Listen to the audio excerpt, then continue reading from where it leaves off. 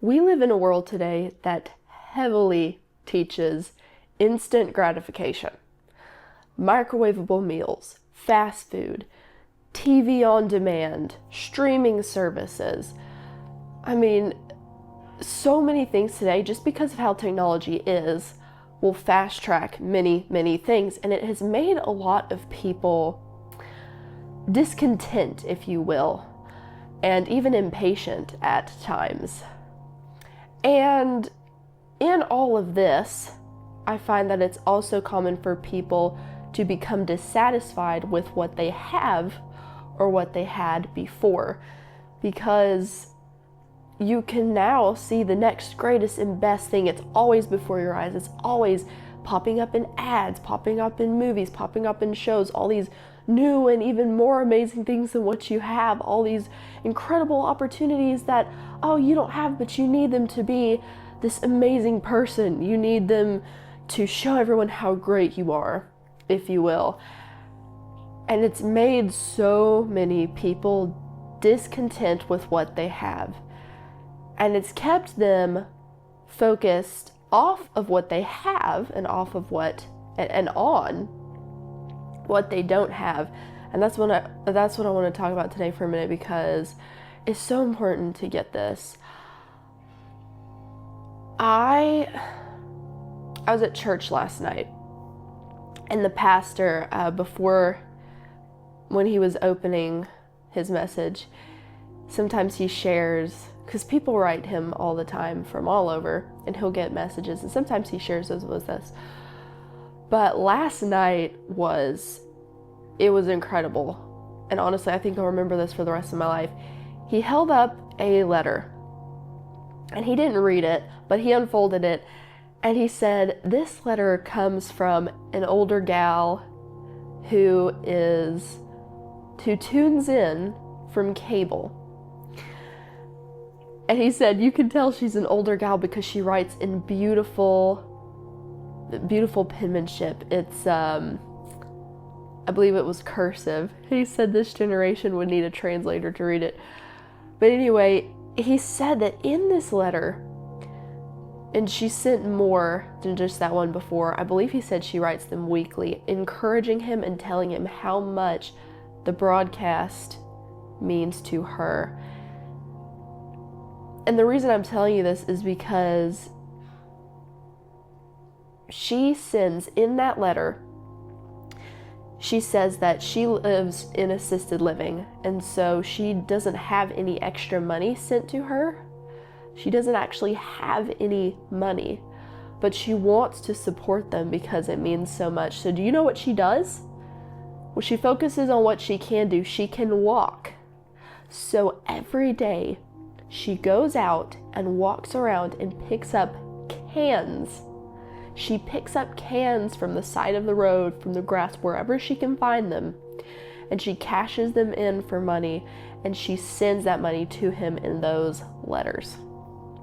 And he held up a few dollar bills, and he held out some coins that had been taped together to keep them from rustling around in the letter. And oh my word, it hit me so hard, because it made me realize how much I have and how much I'm still even not using to the full ability.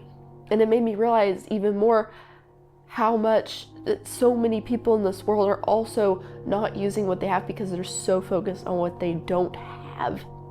So here's my question for you today. What do you have?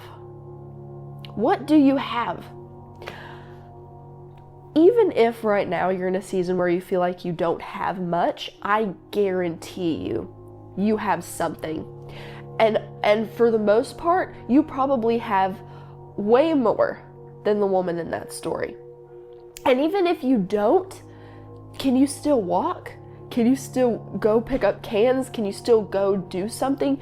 Do you still have your hands and your feet? Can you still pick things up? Can you speak? Can you hear? And even if you just woke up every day and you were alive and you were healthy, that is more than what some people have. And they are out there doing more than you. And I'm not saying that to discourage you. I'm actually saying that to inspire you, because I have seen some incredible, incredible people online. I haven't met them in person, but I've seen their story because they post about their story. I don't remember specific names, but I remember people where there's a ballerina who has no arms. Both her arms are gone. I think she was born without them. I can't remember exactly though, but she still dances. She still does ballet, and she's incredible. There's a man who loves to play guitar. He also does not have arms. He learned to play guitar with his feet, and he's good. There was a nurse who used to love playing violin, and I forget what happened, but one of her arms, I think, had to be amputated or something. So she lost one of her arms. You know what she did? She still learned how to play violin. She just retaught herself. She made this rig that went over her shoulder so that she could still move the bow as she held the violin. It was incredible. It was absolutely incredible. And it just made me so determined to use what I have, to first decide, to first think about what I do have, and then how can I use it? How can I use that to impact others, to make other people's lives better, to inspire them, to fulfill my God-given purpose? Because God has a purpose and a plan for you, and it's incredible. It's an incredible purpose or plan. And a lot of people know what that plan is. They're too scared to live it out, or they don't know how they can live it out because they aren't looking at what they have, what God has given them. And maybe you just don't know yet. Maybe you don't have a specific calling on your heart yet. And if you don't, ask Him, seek Him, get in the Bible, seek Him, and ask Him, what is my purpose? What do you have for me? What did you create me for? Because I guarantee you He created you for something absolutely incredible. And in the Bible it says, ask and you shall receive, seek and you shall find, knock and the door will be open to you. So when you seek Him with your whole heart and you ask Him, He will answer you. That's a guarantee. I'm not just saying He might, I'm saying He absolutely will. So friend, what do you have today that you can use?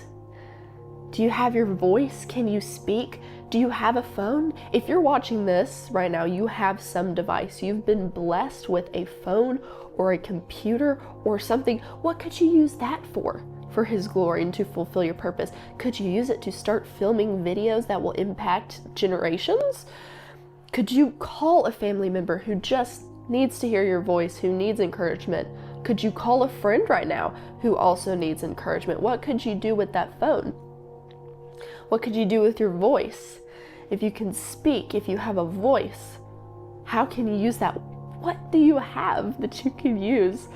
Make a list of the things you have, and if you feel free to share that list of what you have, please put it in the comments. It could be as simple as like a dash and then put something like, I have a phone, another dash, a warm house, another dash, heating and cooling in my house, another dash, a car that can take me places. What do you have? And then you don't have to comment this if you don't want to. That you could just think it or write it for yourself in a notebook. How can you use those things to further your kingdom purpose? How can you use those things to make an impact on other people's lives? Because so often we are given things to enjoy. You're not supposed to go through life just totally miserable. So you are supposed to enjoy the things you have, but it's also important that you take the things you have and also use it to bless others. So you have a car, right? Well, do you know somebody who could use a ride to work? Maybe you have a colleague who, if you find out their car breaks down, could you offer them a ride to work? You know, that's how you could bless other people with your vehicle. That's just one idea. There are so many ideas. So sit and think it over. And I think that you'll find you have so very many things, first of all, so very many blessings and things that you could use. And just think about all the people who have had less, far less than you, no matter where you are in life, and they have done incredible things. So it's absolutely possible for you. Think about your blessings. Don't think about what you don't have. It's good to dream. It's absolutely good to dream. And God always wants you to look higher and to dream for greater things, but don't let the dreaming for the greater things keep you from being thankful for what you have right now.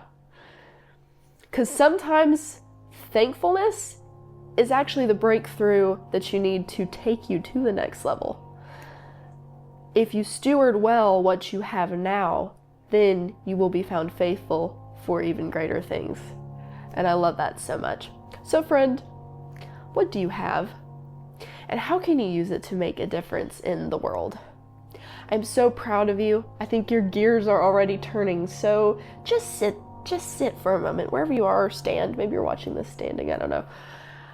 And think on that. And then I want you to act on one of those things today.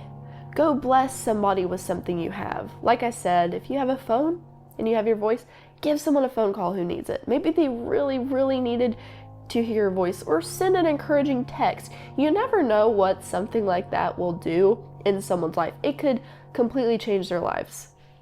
Even the smallest thing.